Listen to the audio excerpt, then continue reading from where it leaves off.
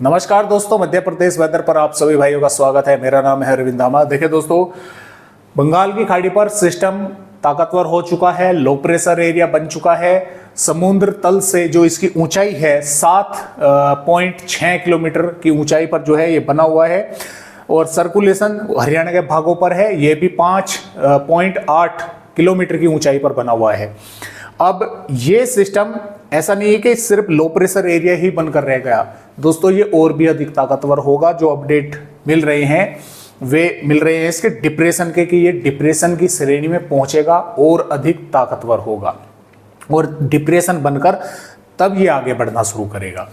और मानसून की ट्रफ अभी पूर्वी मध्य प्रदेश के उत्तरी भागों से होकर गुजर रही है और इस सिस्टम के कारण आप खुद देख सकते हैं यहाँ से बंगाल की खाड़ी का मॉइस्चर देखिए किस तरह से जो हवाएं आपको दिख रही हैं ये लेकर जो है मध्य प्रदेश के भागों पर पहुंच रही है और यहाँ से सर्कुलेशन के कारण ये हवाएं इस तरह से घूमकर वापसी मध्य प्रदेश के भागों पर आ रही हैं और इधर अरब सागर का मॉइस्चर भी मध्य प्रदेश के भागों पर पहुंच रहा है। बादल बन रहे हैं, कई भागों पर बारिश की गतिविधियां हो रही है, लेकिन कुछ जिले बचे हुए हैं जिन पर उस तरह की बारिश अभी तक नहीं हुई जिस तरह की होनी चाहिए थी। यानी कि मानसून सीजन में 1 जून से और 26 अगस्त तक जिस तरह बारिश वहां पर होनी चाहिए थी उस तरह से नहीं हो पाई है। तो आइए थोड़ा सा देखते हैं कि मध्य प्रदेश के किन किन जिलों पर अभी भी बारिश को लेकर कमी जो है वो बनी हुई है। जैसा कि आप यहां पर देख पा रहे हैं दोस्तों, शाहजहांपुर, उज्जैन, इंदौर, धार, खंडवा, इन जिलों में अभी भी बारिश में कमी है। धार पर -21% की, खंडवा पर भी 21% है, इंदौर पर -37% है, उज्जैन पर 25% है माइनस और शाहजहांपुर पर -28% की कमी है। यहाँ पर 3, 4 और 5 जिलों का अगर निकाल दे तो बाकी मध्य प्रदेश के भागों पर सामान्य बारिश हो चुकी है या सामान्य से अधिक हो चुकी है, लेकिन ये 5 जिले ऐसे हैं अभी भी इनमें बारिश में कमी है। उस तरह की बारिश यहाँ पर नहीं हुई है, अभी भी इनमें कमी जो है वो बनी हुई है 25% की, 28% की, 37% की, 21% की, इस तरह से कमी है। हालांकि 20% से नीचे आते ही ये जो रेड अलर्ट है ये यहाँ से हट जाएगा और यहाँ पर ग्रीन रंग जो है वो हो जाएगा, यानी कि माइनस से नीचे 20 माइनस से नीचे आते ही जो है यहाँ पर सामान्य बारिश मान ली जाती है आंकड़ों के हिसाब से। जैसे कि आप देख पा रहे हैं हरदा के भागों पर -% की कमी है, यानी कि 3% की अभी भी कमी है, लेकिन सामान्य बारिश में आ चुके हैं।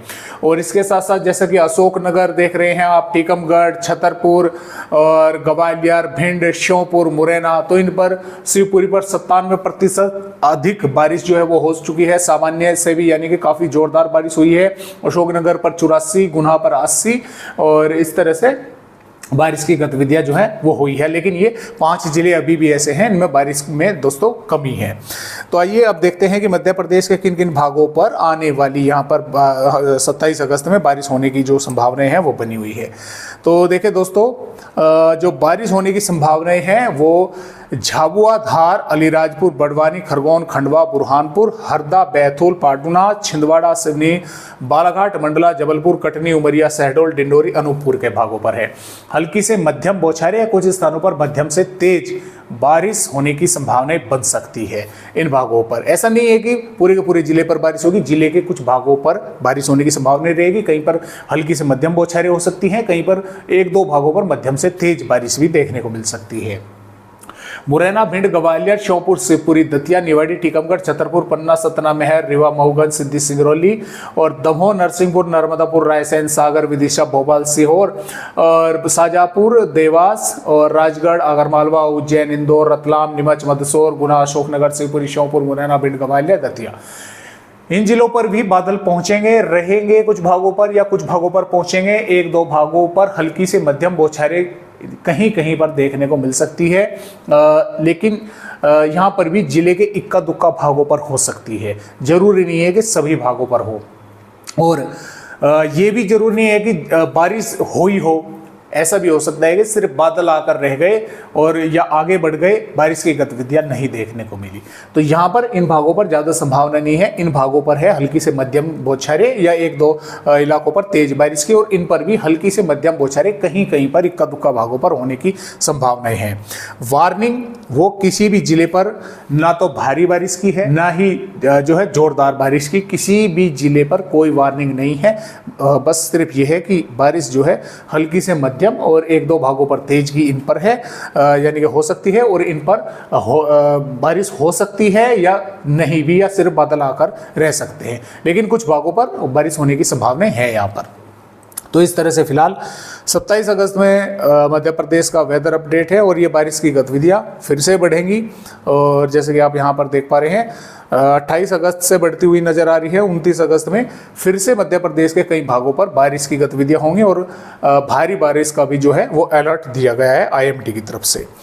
तो इस तरह से फिलहाल मध्य प्रदेश राज्य का अपडेट है, और जैसा कि आप यहाँ पर भी देख पा रहे हैं 28 अगस्त की वेदर रिपोर्ट है। मध्य प्रदेश के कई भागों पर जोरदार बारिश होगी, 29 अगस्त में भी जोरदार बारिश है, और 30 अगस्त में भी, और 31 अगस्त में उत्तरी और पूर्वी भागों पर, और 1 सितंबर में भी उत्तरी भागों पर जोरदार बारिश होने की संभावनाएं हैं। 2 सितंबर में भी जोरदार बारिश उत्तरी भागों पर होने की संभावनाएं हैं। 3 में भी दक्षिणी और पूर्वी भागों पर जोरदार बारिश होने की संभावनाएं बनी हुई है 3 सितंबर में। तो फिलहाल इस तरह से अपडेट है, और कई भाइयों ने देखे पूछा भी था कि मानसून जो विदाई है वो कब से शुरू होगी। तो 17 सितंबर जो है दोस्तों डेट रखी गई है IMD की तरफ से कि 17 सितंबर से मानसून जो है पीछे हटना शुरू होगा। मैं ये नहीं कह रहा कि मध्य प्रदेश के भागों से हटना शुरू होगा, यहाँ से राजस्थान के भागों से विदाई लेना शुरू करेगा। और इसमें 2 दिन एरर भी है, यानी कि 17 की जगह 19 में भी जा सकता है, और ऐसा भी हो सकता है कि 15 में जो है विदाई शुरू हो जाए। तो इस तरह से फिलहाल अपडेट है। आज की वीडियो में बस इतनी ही जानकारी। मध्य प्रदेश भाइयों को एक नए अपडेट के साथ फिर मिलेंगे, तब तक के लिए नमस्कार।